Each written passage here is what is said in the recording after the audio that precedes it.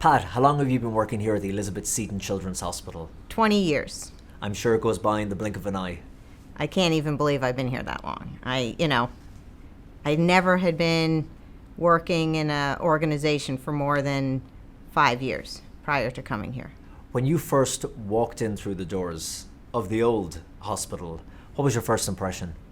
Well, my first impression, and I can sort of remember that day like yesterday, was I had never been to a hospital. I'd spent my career working with the elderly, from, congregate living, nursing homes, assisted living, home care, it always worked. I had a great love for my grandparents growing up. So I always wanted to help and serve, older persons. And when I walked in and we were touring, we were in the rehab gym, and there were all these little walkers and wheelchairs and standers, and I was like, oh my God, like there are children that have medical complex conditions that require all the same, care and services Wow. of adults, which I'd never worked with children. You were so used to seeing older people Right. use these walking aids but these were for children. And I didn't even know, I had no clue at the time that, the Foundling existed, that there was, a hospital for children, long-term care needs, for chronic care. And and then I started walking around with Sister Carol, and I met the children, and I just was in awe.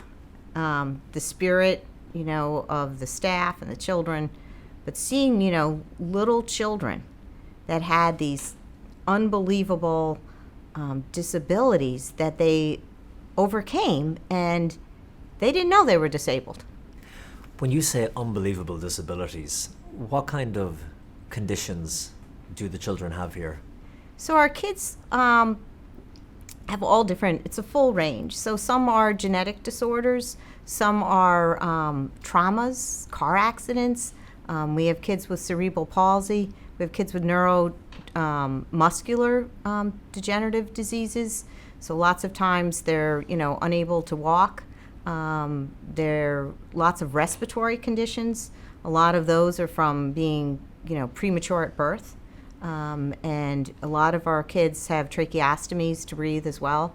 And some also, were accidents. So we've had near drownings. We've had babies who, we've had also, from neglect or abuse, shaken baby syndrome. We have kids who have, had aspirin as a baby. And then we've also had typically developing children that around 9 or 10 had a major asthma attack and left them, cognitively severely impaired. I guess by the grace of God, you just don't know. It's, you really don't know. So, for the children and the families that we work with and help and support, I think that this is sort of like their haven. It's the answer to their prayers in so many ways, because the children need 24/7 medical and nursing care. It's just, an enormous village, that supports the kids. There's recreation, and there's, child life, and there's, activities, there's our school. There just isn't possible for a family member to be able to support their child at home with these kind of conditions. Because these conditions are so severe and so complicated, and the treatment is so complicated and expensive, you're saying that there's just no way that they could stay at home with their parents and get the care and the treatment that they need. Always the goal is to have children live at home in the community with their parents and with their families. That's the wish and dream. But in some cases, it's not the reality and isn't possible. So we really are that facility. So our mission has really come to serve those who are really, more marginalized, more like at the poverty line, don't have the resources, need more supports, and are going to need, care here for life. So just to give you the perspective of it, there are 3 million children with medical complexity in the United States. And of that 3 million, the severe medical conditions of the children that we care for is about 400,000. Wow. So it's a very small percentage that, we're serving. And then in New York State, there are approximately 5,500 children with these types of conditions. For the children who are born with these types of conditions, what are their options generally in the New York area? Are there a number of facilities like this? Is it hard to get them into treatment and care? It is. There are like 3 facilities in our region. We're the largest, and we're the largest in the country. I think, when people think about Elizabeth Seton Children's, everyone knows that sort of where the facility that, and I think you saw the statue when you walked in of Mother Seton, and our sort of, I think it's our sentiment, and sort of with our, I guess you can say, with the sisters and the charism of Mother Seton, of all are welcome. And she always said to the sisters coming home when she was in Emmitsburg, from New York City, the front door, the back door, the side doors to the chapel, are always open at your coming. And that's really the reputation we have as Elizabeth Seton Children's in the metropolitan area.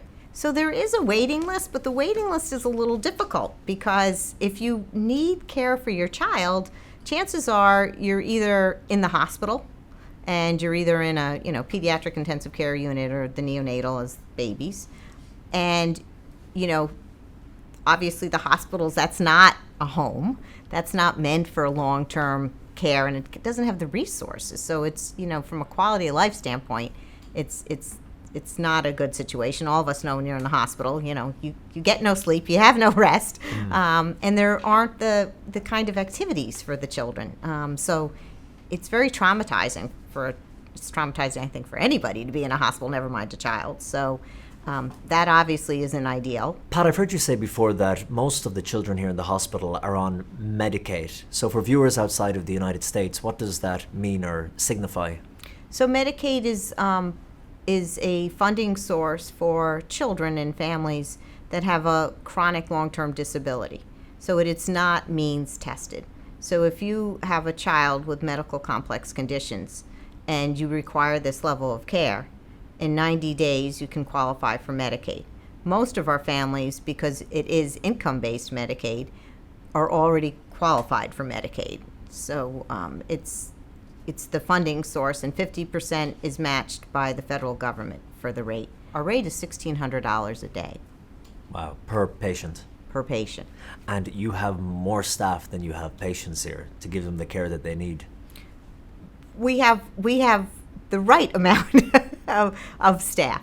Obviously, that's something based on, the patient's needs that we're constantly monitoring and watching, so that if we need to have more staff, we have a process that we can appeal the state and get more funding and support. And to Elizabeth Seton's charism, many of the people here are from low-income backgrounds or disadvantaged neighborhoods where normally they might not be able to access this kind of care. Yes. I would say that's the majority of our families are, living at or above the poverty line. We have several families that are homeless. What does it mean to the families to have one of their children in here? It must be incredibly distressing to have a child born with these complex medical conditions, or to have a traumatic event in their life that means the result, the children has to go into a place like somewhere like this. So what does it mean to the parents to have this centre here? I think it means the world to them. So often, families say to me that they don't know what they would do. And certainly, I think once a child has been admitted here, it's always, I think it's frightening at first because, I can't even imagine as a parent what it would be like to, we're strangers at first. So you're basically leaving your child and trusting with people you don't know at first, right? And then over time, we become the family. Does it ever get difficult for you, Pat, and the staff, when you walk the corridors and the wards of the hospital, the children so beautiful, but those complex medical needs don't go away? And I know in most cases the conditions don't improve, they get worse over time. But yet I've heard you say before that this is not a place of sorrow or sadness. This is a place of happiness and joy. Is it difficult sometimes, though, to keep looking at it as a place of happiness and joy when you see so much suffering in the children? Not that we don't have our moments, but every day I think that we all say that, we can have struggles personally, as well as, the struggles that we deal with and challenges every day just in healthcare. And yet, when you're having one of those days, everyone always says you go out and just hug one of the kids. So seeing the children is the inspiration.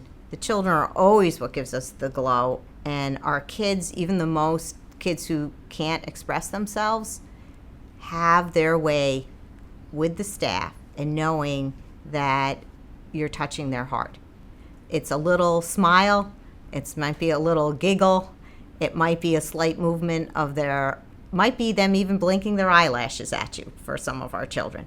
But there's always that recognition, and I think that that you're really in the presence of God, and you really are touching, very deeply this bond with every child that you care for. And I don't think there's any staff member that doesn't take that so seriously. But that again, obviously we have children who pass here. And when we have children who do, leave us and go on to be with God, even though we're, relieved because the child doesn't suffer anymore, because at the end of life, any end of life is a passing. And that's a sad time. That is a sad time. But I think that, what gives you the strength to go back is, there's another child waiting for you, and there's another child who needs you.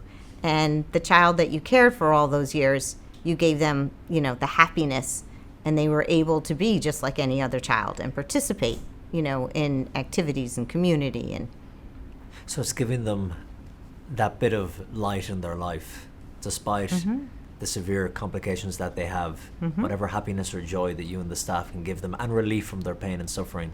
Do you see God at work here, Pat, in the hospital? Yes, there's really no way to explain so many wonderful outcomes and results that we've had here. And so we know that, I think that the staff, we all have a great affinity with the Sisters of Charity, and obviously, St. Elizabeth Seton. And so often, we'll say Mother Seton watched over us during this because, kids have miracles sort of happen every day. Medically, we'll be working with, the best hospitals in the country with, Columbia and Montefiore and surgeons will say it is impossible. We've reached sort of the end of the rope, and we'll all pray and they'll agree to do like this one last, intervention, and the child's fine. So often we just see where, it defies all kind of medicine, science. And so, what is it? It's the faith. It's God. It's, God working in the Holy Spirit through us to heal. And it's that love and compassion and that dedication to the children in service. How has your faith changed, Pat, since you've been working here over the past 20 years with these children? I really went on the interview thinking that I wouldn't come here. Why not?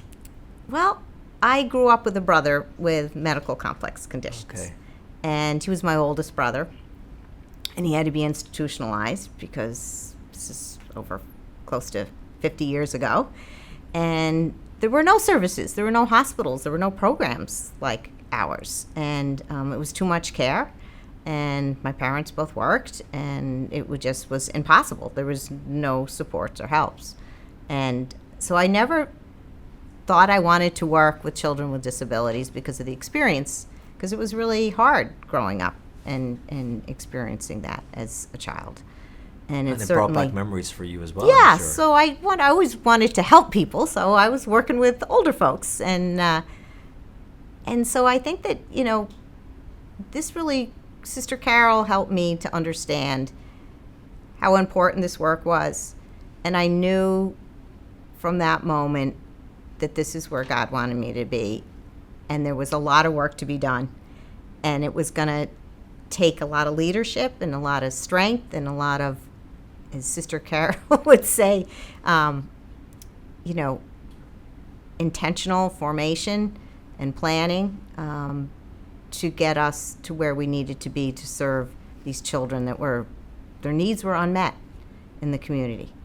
What happens to the children when they reach that kind of critical age of, like your brother was 17 into their 20s, and when they have to leave this facility? So that was another one of those sad moments in my 20-year career here, and it really took me by surprise because I think you get so busy in the day-to-day that sometimes you miss the forest for the trees, so to speak. And we moved here in 2012, and at that time, up until that time, we really didn't have children who survived to age 21. Most of our children died before that. So our children, for the first time, were starting to live longer. And for the first time, we started to see, in my whole time that I was here, kids that actually were going to reach 21. And there really were no places to go. To stay here isn't right. They're young adults. They need to move on with their life. It's just like your rite of passage. If you were at home, you'd be going to college or getting a job, right? Your parents would be saying it's time, right? Of course, yeah. So the next chapter in your life. Right, no different here. And so we started to discharge, and we found out, we went back, that 30% of our kids that we discharged passed away in a little over a year. Wow.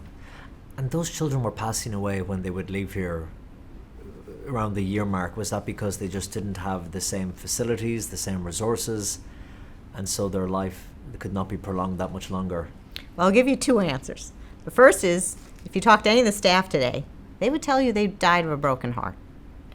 And that's what started to make my heart just break. And we really, we met as a team, and I said, we are just not going to allow this to happen. And the state rules were hard and fast. So you could stay through your 21st birthday, but you could not stay once you hit 22. They would not fund it. They would not fund us. So as soon as the child turned 21, they had to leave this place. Right. And they would still need all that complicated and expensive medical care. So where would they go?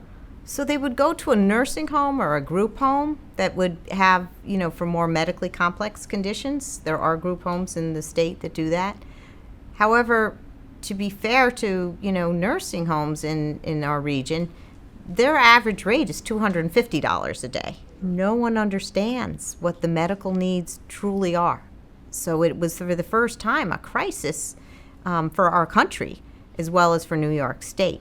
We can't have that we provide all this love and all this compassionate care, and we nurture, and you sort of, to me, it should be a graduation. It should be like we talked about, the exciting moment in the next chapter. There is a time, and I'm not saying that some of our kids wouldn't naturally die. I've talked about that, but certainly not like this.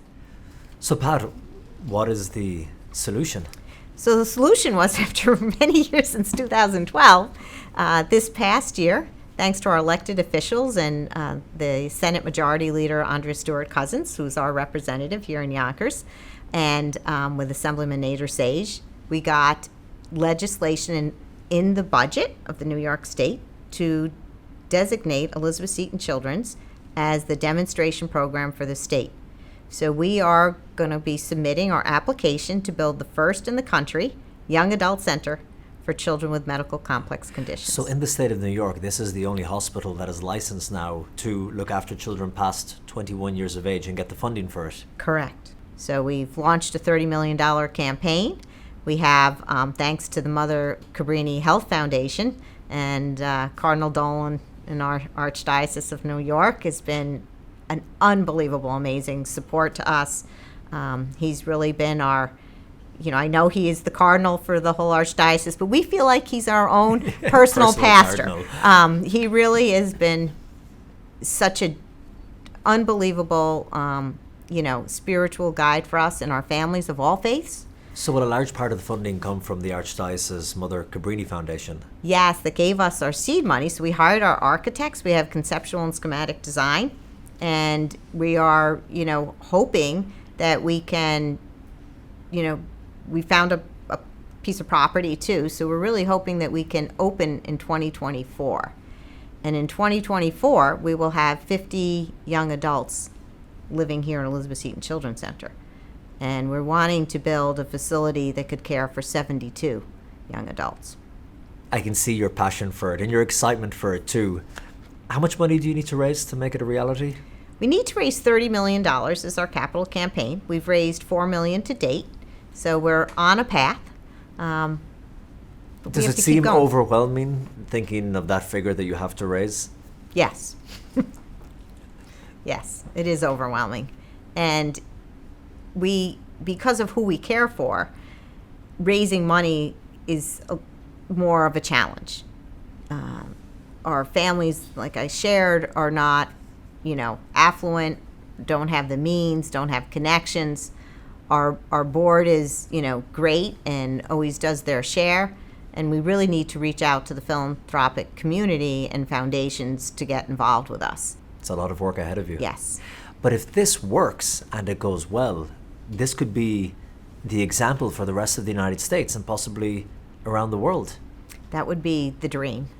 It would be the ultimate gift of love and compassion, and making sure that everybody should have a right to have a joyful life, and children especially. Pat, thank you so much for your time. Welcome. Thank you.